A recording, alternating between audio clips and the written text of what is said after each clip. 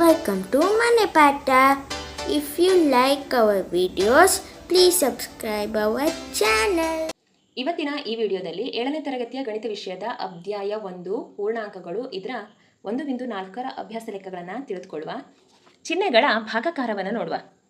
Plus ಭಾಗಿಸು plus plus, minus ಭಾಗಿಸು minus minus. ಭಾಗಾಕಾರ ವಿಧಾನದಲ್ಲಿ ನೋಡಿ, ಚಿಹ್ನೆಗಳು ಸಮ ಚಿಹ್ನೆಗಳಿದ್ದಾಗ ಅವುಗಳನ್ನು ಭಾಗಿಸಿ ಪ್ಲಸ್ ಎನ್ನುವಂಥ ಚಿಹ್ನೆಯನ್ನೇ ಹಾಕಬೇಕು. ಹಾಗೆ ಮೈನಸ್ ಭಾಗಿಸು ಪ್ಲಸ್ ಸಮ ಮೈನಸ್, ಪ್ಲಸ್ ಭಾಗಿಸು ಮೈನಸ್ ಇದ್ರೂ ಮೈನಸ್. ಅಸಮ ಚಿಹ್ನೆಗಳು ಬಂದಾಗ ಭಾಗಿಸಬೇಕು, ಹಾಗೆ ಕಳೆ ಚಿಹ್ನೆಯನ್ನೇ ಹಾಕಬೇಕು. ಅಭ್ಯಾಸ 1.4ರಲ್ಲಿ ಮೊದಲನೇದು, ಮುಂದಿನ ಅವುಗಳ ಮೌಲ್ಯವನ್ನು ಕಂಡು ಹಿಡಿಯಿರಿ. ಏವನ್ ನೋಡಿ, -30 ಭಾಗಿಸು 10. ಇವಾಗ -30 ಭಾಗಿಸು ಪ್ಲಸ್ 10. 10 ಅಂದ 10, 10 3 30 ಪ್ಲಸ್ ಭಾಗಿಸು ಮೈನಸ್ ಮೈನಸ್. ಎಷ್ಟು ಉತ್ತರ ಬಂತು? -3. ನೆಕ್ಸ್ಟ್ ನೋಡಿ, 50 ಭಾಗಿಸು -5. 5 ಅಂದ 5, 5 10 50 ಪ್ಲಸ್ ಭಾಗಿಸು minus minus minus 10. Next C1 ನೋಡಿ, -36 ಭಾಗಿಸು -9. 9 ಅಂದ 9, 9 4 36 ಮೈನಸ್ ಭಾಗಿಸು ಮೈನಸ್ ಸಮ ಪ್ಲಸ್ 4. -49 ಭಾಗಿಸು ಪ್ಲಸ್ 49. 49 ಅಂದ 49, ಹಾಗಾಗಿ ಪ್ಲಸ್ ಭಾಗಿಸು ಮೈನಸ್ ಸಮ -1.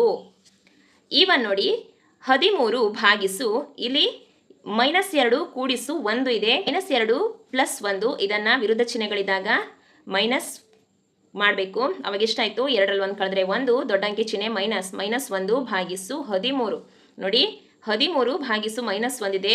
1 1 1, 1 13 13 ಪ್ಲಸ್ ಭಾಗಿಸು ಮೈನಸ್ ಸಮ -13. 0 ಭಾಗಿಸು -12. -31 ಭಾಗಿಸು, ಇಲ್ಲಿ -30 ಪ್ಲಸ್ ಇಂಟು ಮೈನಸ್ ಮೈನಸ್ -1 ಇದೆ. 30 ಕೂಡಿಸು 1 31. ಇವಾಗ ಎಷ್ಟು ಉತ್ತರ ಬರುತ್ತೆ? 31 31 1 -1 ಉತ್ತರ ಬರುತ್ತೆ. ಹೆಚ್ಚು ನೋಡಿ, -36 ಭಾಗಿಸು 12. 12 ಎಷ್ಟು? 36. 12 12, 12 3 36 ಪ್ಲಸ್ ಭಾಗಿಸು ಮೈನಸ್ ಮೈನಸ್ -3 ಬಂತು. ಭಾಗಿಸು ಪ್ಲಸ್ 3. 3 1 3, 3 1 3 ಪ್ಲಸ್ ಭಾಗಿಸು ಮೈನಸ್ ಸಮ -1. ನೆಕ್ಸ್ಟ್ ನೋಡಿ, -6 ಪ್ಲಸ್ 5 ವಿರುದ್ಧ ಚಿಹ್ನೆ ಇದ್ದಾಗ ಕಳಿಬೇಕು. 6ರಲ್ಲಿ 5 ಕಳೆದ್ರೆ 1, -1 ಬಂತು. ಭಾಗಿಸು -2 ಪ್ಲಸ್ 1, ಇದು ಕೂಡ ವಿರುದ್ಧ ಚಿಹ್ನೆಯಲ್ಲಿದೆ, ಹಾಗಾಗಿ ಇಲ್ಲೂ ಎಷ್ಟು ಬಂತು? -1 ಉತ್ತರ ಬಂತು. ಇವಾಗ -1 ಭಾಗಿಸು -1, 1 1 1 1 1 ಮೈನಸ್ ಭಾಗಿಸು ಮೈನಸ್ ಪ್ಲಸ್ 1, ಉತ್ತರ ಎಷ್ಟು ಬಂತು? +1. ಮುಂದೆ ನೀಡಿರುವ ಪ್ರತಿ ಎ ಬಿ ಮತ್ತು ಸಿ ಬೆಲೆಗೆ ಎ ಭಾಗಿಸು ಬ್ರಾಕೆಟ್ ಬಿ ಪ್ಲಸ್ ಸಿ ಸಮವಲ್ಲ, ಎ ಭಾಗಿಸು ಬಿ ಪ್ಲಸ್ ಎ ಭಾಗಿಸು ಸಿ ಎಂಬುದನ್ನು ಪರಿಶೀಲಿಸಿ. ಮೊದಲನೇ ಲೆಕ್ಕ ನೋಡುವ. ಅಲ್ಲಿ ಎನ ಬೆಲೆ ಕೊಟ್ಟಿದ್ದಾರೆ 12, ಬಿ ಸಮ -4, ಸಿ ಸಮ 2. ಇವುಗಳನ್ನು ಆ ಸೂತ್ರಕ್ಕನುಗುಣವಾಗಿ ಪ್ರತಿನಿಧಿಸುವ. 12 ಭಾಗಿಸು -4 ಪ್ಲಸ್ 2 ಸಮವಲ್ಲ 12 ಭಾಗಿಸು -4 ಪ್ಲಸ್ 12 ಭಾಗಿಸು 2. ಇಲ್ಲಿ -4 ಪ್ಲಸ್ 2 ಎಷ್ಟಾಯಿತು? -2 ಉತ್ತರ ಬಂತು. ಯಾಕೆಂದರೆ ವಿರುದ್ಧ ಚಿಹ್ನೆಗಳಿದ್ದಾಗ ಮೈನಸ್ ಮಾಡಬೇಕು. -2 4ರಲ್ಲಿ 2 ಕಳೆದ್ರೆ -2, 2 6 12 ಪ್ಲಸ್ ಭಾಗಿಸು ಮೈನಸ್ -6. ನೆಕ್ಸ್ಟ್ ನೋಡಿ, 12 ಭಾಗಿಸು -4, 4 1 4, 4 3 12 ಮೈನಸ್ ಭಾಗಿಸು ಪ್ಲಸ್ ಸಮ -3. ಇಲ್ಲಿ 2 1 2, 2 6 12 ಪ್ಲಸ್ 6. ಉತ್ತರ ಎಷ್ಟು ಬಂತು? 1 ಪ್ಲಸ್ 1 ಮೈನಸ್ ಇದ್ದಾಗ ಕಳಿಬೇಕು. 6 - 3 ಸಮ 3 ಪ್ಲಸ್ 3 ಉತ್ತರ ಬಂತು. 1ರಲ್ಲಿ -6, 1ರಲ್ಲಿ +3 ಬಂತು. ಹಾಗಾದ್ರೆ ಇವುಗಳು ಸಮವಲ್ಲ. ಈ ಎ ಸಮ -10 ಆದಾಗ ಬಿ ಸಮ 1, ಸಿ ಸಮ 1. ಇದಕ್ಕೆ ಅನ್ವಯಿಸುವ. -10 ಭಾಗಿಸು 1 ಕೂಡಿಸು 1, 1 ಕೂಡಿಸು 1 2, 2 ಭಾಗಿಸು -10 ಅಂದರೆ 2 ಎಷ್ಟು? 10, 2 5 10 ಪ್ಲಸ್ ಭಾಗಿಸು ಮೈನಸ್ ಸಮ -5. ಉತ್ತರ -5 ಬಂತು. ಇನ್ನು ನೋಡಿ, -10 ಭಾಗಿಸು 1 ಅಂದರೆ -10 ಬಂತು. ಇನ್ನು -10 ಭಾಗಿಸು 1 ಅಂದ್ರೆ -10 ಬಂತು. ಮೈನಸ್ ಮೈನಸ್ ಮೈನಸ್ ಎರಡು ಸಮ ಚಿಹ್ನೆಗಳಿದ್ದಾಗ ಅವುಗಳನ್ನು ಕೂಡಬೇಕು. 10 -10 ಮತ್ತು -10 ಕೂಡಿದಾಗ -20 ಉತ್ತರ ಬಂತು. ಒಂದೆಡೆ -5 ಬಂತು, ಮತ್ತೊಂದೆಡೆ -20 ಬಂತು. ಹಾಗಾದ್ರೆ ಇವುಗಳು ಸಮವಲ್ಲ. ಖಾಲಿ ಬಿಟ್ಟ ಸ್ಥಳಗಳನ್ನು ತುಂಬಿ.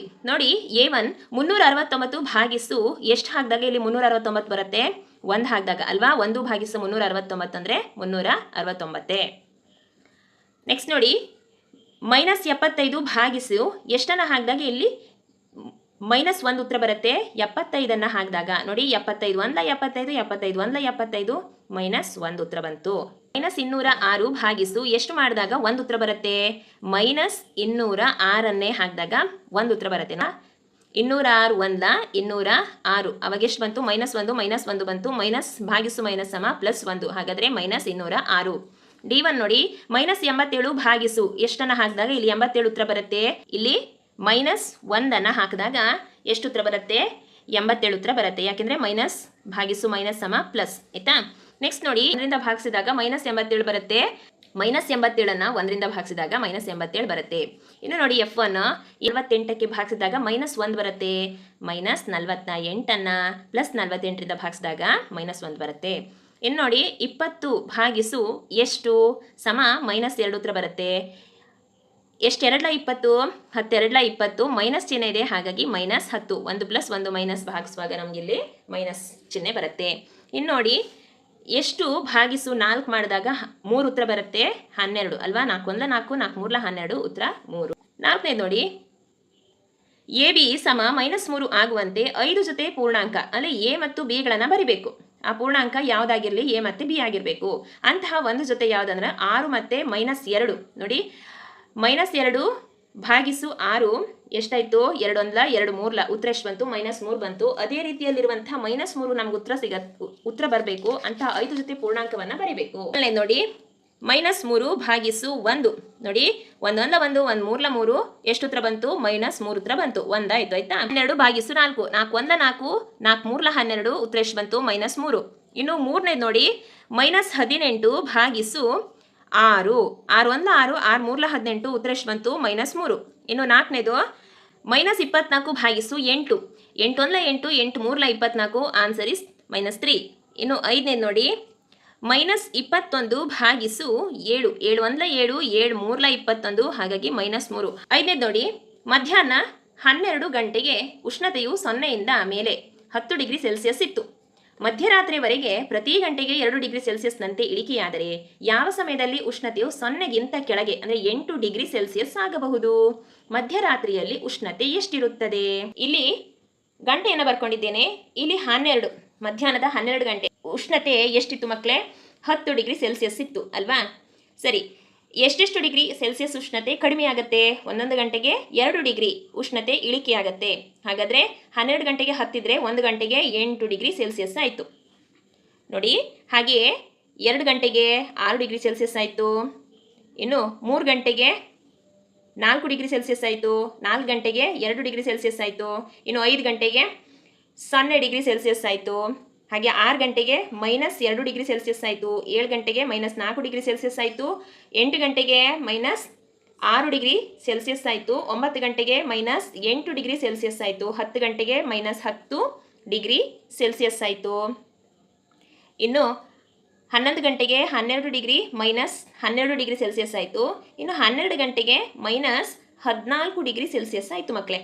ಅಲ್ಲಿ ಪ್ರಶ್ನೆ ನೋಡಿ, ಯಾವ ಸಮಯದಲ್ಲಿ ಉಷ್ಣತೆಯು 0ಗಿಂತ ಕೆಳಗೆ ಅಂದರೆ -8 ಡಿಗ್ರಿ ಸೆಲ್ಸಿಯಸ್ ಆಗಬಹುದು? 9 ಗಂಟೆಗೆ -8 ಡಿಗ್ರಿ ಸೆಲ್ಸಿಯಸ್ ಉಷ್ಣತೆ ಆಗತ್ತೆ.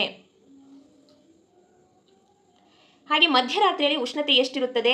ಮಧ್ಯರಾತ್ರಿ 12 ಗಂಟೆಗೆ ಉಷ್ಣತೆ -14 ಡಿಗ್ರಿ ಸೆಲ್ಸಿಯಸ್ನಷ್ಟು ಇರುತ್ತದೆ. ಆರನೇದು ನೋಡಿ, ಒಂದು ತರಗತಿ ಪರೀಕ್ಷೆಯಲ್ಲಿ ಪ್ರತಿ ಸರಿ ಉತ್ತರಕ್ಕೆ +3 ಅಂಕ ಮತ್ತು ಪ್ರತಿ ತಪ್ಪು ಉತ್ತರಕ್ಕೆ -2 ಅಂಕ ಮತ್ತು ಪ್ರಯತ್ನಿಸಿದ ಪ್ರಶ್ನೆಗಳಿಗೆ ಯಾವುದೇ ಅಂಕ ನೀಡಿರುವುದಿಲ್ಲ. ಮೊದಲನೇ ನೋಡಿ, ರಾಧಿಕಾ 20 ಅಂಕ ಗಳಿಸಿದಳು. ಅವಳು 12 ಸರಿ ಉತ್ತರ ನೀಡಿದರೆ ಎಷ್ಟು ಪ್ರಶ್ನೆಗಳನ್ನು ತಪ್ಪಾಗಿ ಉತ್ತರಿಸಿದಳು? ರಾಧಿಕಾ ಪಡೆದಂಥ ಅಂಕ ಎಷ್ಟು ಮಕ್ಕಳೇ? 20 ಅಂಕ ರಾಧಿಕಾ ಪಡೆದಿದ್ದಾಳೆ. ಹಾಗಾದರೆ 12 ಸರಿ ಉತ್ತರ. 12 ಸರಿ ಉತ್ತರ ಅಂದರೆ 12 ಗುಣಿಸು 36 ಸರಿ ಉತ್ತರವನ್ನು ಆಕೆ ಕೊಟ್ಟಿದ್ದಾಳೆ. ಹಾಗಾದರೆ ತಪ್ಪು ಉತ್ತರ ಎಷ್ಟು? 36ರಿಂದ 20 ಕಳೆಯುವ ಎಷ್ಟು ಉತ್ತರ ಬಂತು? 16 ಉತ್ತರ ಬಂತು. ಪ್ರತಿ ತಪ್ಪು ಉತ್ತರಕ್ಕೆ ಎಷ್ಟು ಅಂಕ? -2 ಅಂಕ ಅಲ್ವಾ. ಹಾಗಾದರೆ 16 ಭಾಗಿಸು -2 2 1 2 2 8 16 ಪ್ಲಸ್ ಭಾಗಿಸು ಮೈನಸ್ ಸಮ -8. ತಪ್ಪು ಉತ್ತರಗಳು ಎಷ್ಟಿದ್ದವು? 8 ಇದ್ದವು. ಎರಡನೇದು ನೋಡಿ, ಮೋಹಿನಿ ಈ ಪರೀಕ್ಷೆಯಲ್ಲಿ -5 ಅಂಕ ಗಳಿಸಿದ್ದಾಳೆ. ಮೋಹಿನಿ -5 ಅಂಕವನ್ನು ಗಳಿಸಿದ್ದಾಳೆ. ಆದಾಗ್ಯೂ ಅವಳು ಎಷ್ಟು ಸರಿ ಉತ್ತರವನ್ನು ಕೊಟ್ಟಿದ್ದಾಳೆ? 7 ಸರಿ ಉತ್ತರವನ್ನು ಕೊಟ್ಟಿದ್ದಾಳೆ. ಒಂದು ಸರಿ ಉತ್ತರಕ್ಕೆ ಎಷ್ಟು ಅಂಕ? 3 ಅಂಕ. 7 3 21 ಆಯಿತು. ಹಾಗಾದರೆ ಎಷ್ಟು ಪ್ರಶ್ನೆಗಳಿಗೆ ಅವಳು ತಪ್ಪಾಗಿ ಉತ್ತರಿಸಿದ್ಲು? ನಮಗೆ ಕೊನೆಯಲ್ಲಿ ಅವಳು ಪಡೆದಂಥ ಅಂಕ -5 ಸಿಗಬೇಕು.